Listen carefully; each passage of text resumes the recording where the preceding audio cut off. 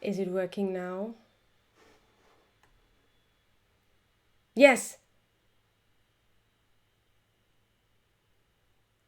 you can tell I'm not a pro in this. But thank you so much for telling me. The worst part is that I was telling you my whole life and you couldn't hear it. Um,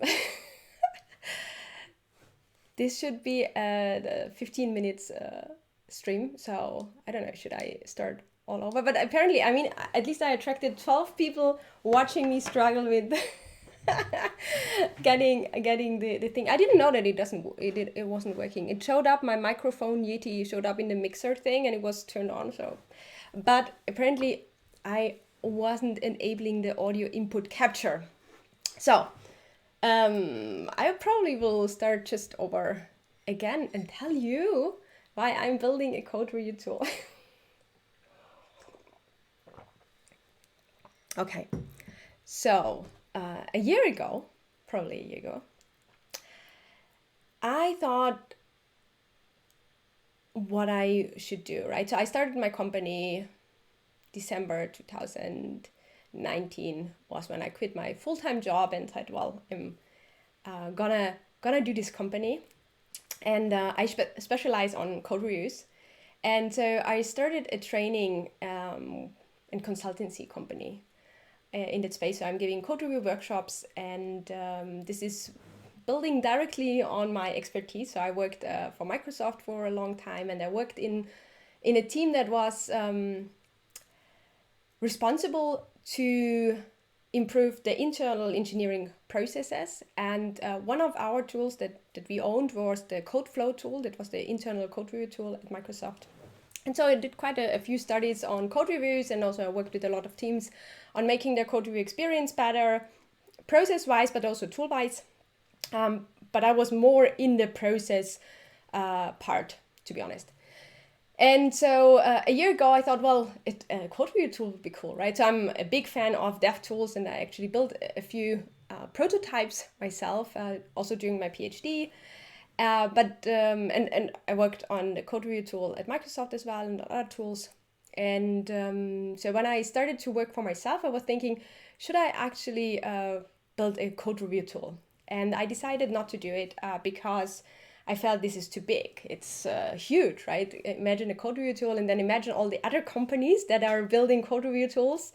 And they probably have large engineering teams. I don't know how many people are on their engineering teams, but hundreds probably. And so there's just me working on my code review tool. And so I thought, well, if I want to compete and be successful in this space, I probably have to go to raise some VC money and do that in those kind of terms. And this is, I didn't want to do that, and I still don't want to do that. I want to bootstrap my business, and I have a little bit, or I had a little bit money on my side, so that I knew that I can survive a few months to bootstrap my business. And so this is why I actually didn't start to work on a code review tool. I thought, well, this is huge. It's way too big for what I want to do.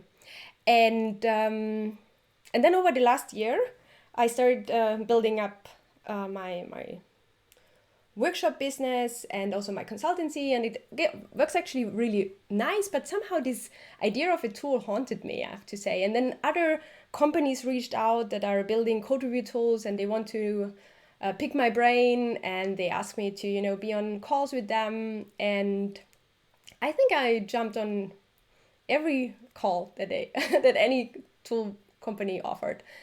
First of all, because I'm really interested in it, and obviously I wanted to know, what are new cool tools out there. But also there was a little bit, like, probably in the back of my mind, there was this idea that maybe it works out, right? So maybe people, there's a collaboration or something like that. But for most of the times, people just picked my brain, right? So it was like, I tell them everything that they want to know, they hang up and do their thing, right? And they build this cool tool, and I'm sitting here and not building a cool tool. I was also never offered any position, right? So, like, do you want to come to work for us? Nobody ever asked me that. And well, there's so many questions also in my head, like why won't I apply and things like that. I think this is probably too deep if I go into that. But anyway, nobody actively offered. And there was actually one company also that not only picked my brain but also wanted to pay me for my consultation, which was nicer than just being used for the knowledge and then left after. But even then, it didn't feel right for me, right? So I did that, and I helped actually improve their code review tools, and this was really cool, and I got really excited, right? But I didn't get excited about the money that they paid me for my consultation, which I don't know if it was only a little or was it okay or what. It doesn't matter. It didn't matter what the amount is that I would get for it. What really mattered for me is like I consult and then they do their thing again, right? So they're building the cool tool. Maybe they're even implementing the ideas that I gave them, but it's they're doing their tool and I'm somehow just somewhere else, right? In a different space. And also there, I was hoping maybe they would say, come work with us and really be part of this cool tool, but it didn't work. And so yeah, I think this was. For the whole year, I was like, should I start it? Shouldn't I start it? And so I decided in this 30 days ship it challenge, right? This will be the time. I mean, I decided actually already a little bit before that I'm going to do this. But now with this October, I'm going to do it. And I decided that what I will do is the smallest code review tool that you can imagine. That's it, right? So the smallest valuable code review tool. So I don't want to build, a new IDE or whatnot. I don't think this is, at this point on my journey, that this is not the right thing. But the challenge will be to build the tiniest thing that I can imagine that adds value to people. And somehow I have quite a few ideas actually. And I played around a little bit the last couple of months. With this idea of what could a code review related tool be like that's small enough that I can build it on my own and that's adding value. And so this is what I am gonna do. The last few days I was still a little bit undecided if I actually will do it for this October challenge, but I think it's the right time. It's a nice time frame. It's 30 days, right? So it's tiny. It's a tiny time frame. So it can only be a tiny product. And I actually think so that the last 2 years actually that I started indie hacking and thinking about how to build a business and how to bootstrap businesses. I think the most important issue is to think about what adds value. And value can be, value doesn't have to be a full-blown IDE. There are a lot of full-blown IDEs that work really well. So this is not what I should do. But value can be, sometimes value is very, very small, right? Sometimes it's a community.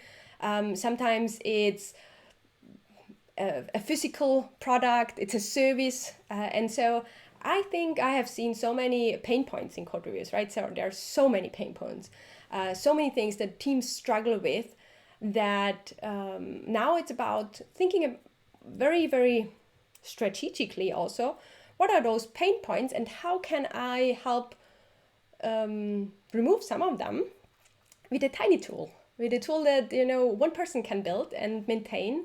And and so I don't, from the expectations for myself, I don't think that October will be the month that I'm building this tiny tool that will add value and generate revenue. But I think October will be the month that I start with this, right? So there will be a tiny tool, one tiny tool. I hope it's a valuable tool at the end of the month. And then I will go from there. This is what I thought.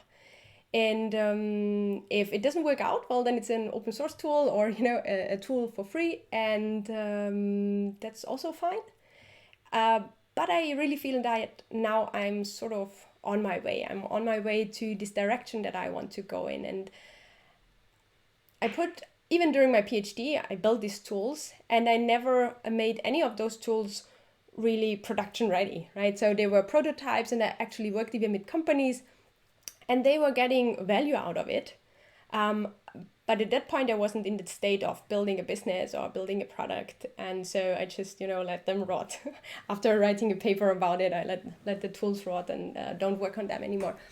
But even then, I had this idea that I will maybe make such a tool one day. I didn't have the idea that I will do it on my own, to be honest. Not particularly, not that I haven't had this idea, but I think it would have been okay for me to be an integral part of another company.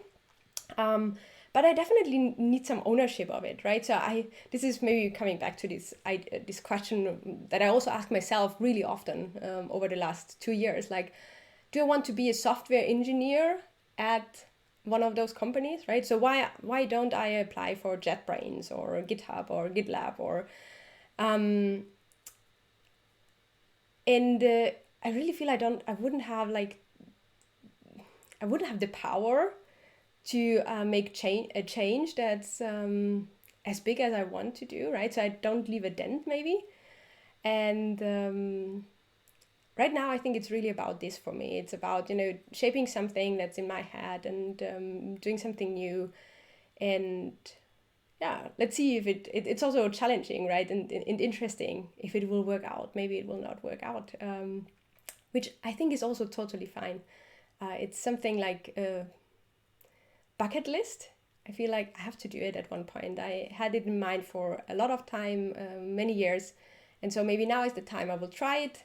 And then I will see if it worked or if it didn't work. And so, well, this is sort of the story.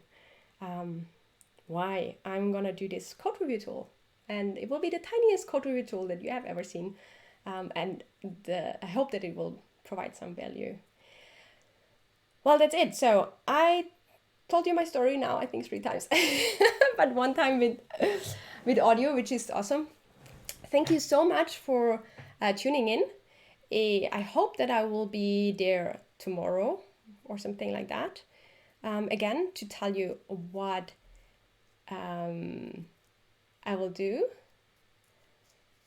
You heard everything 3 times or just 1, I don't know.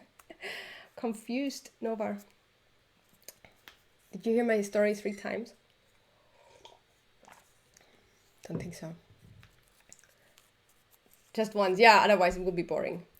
Anyway, so maybe, yeah, tomorrow I will turn on again, Twitch again.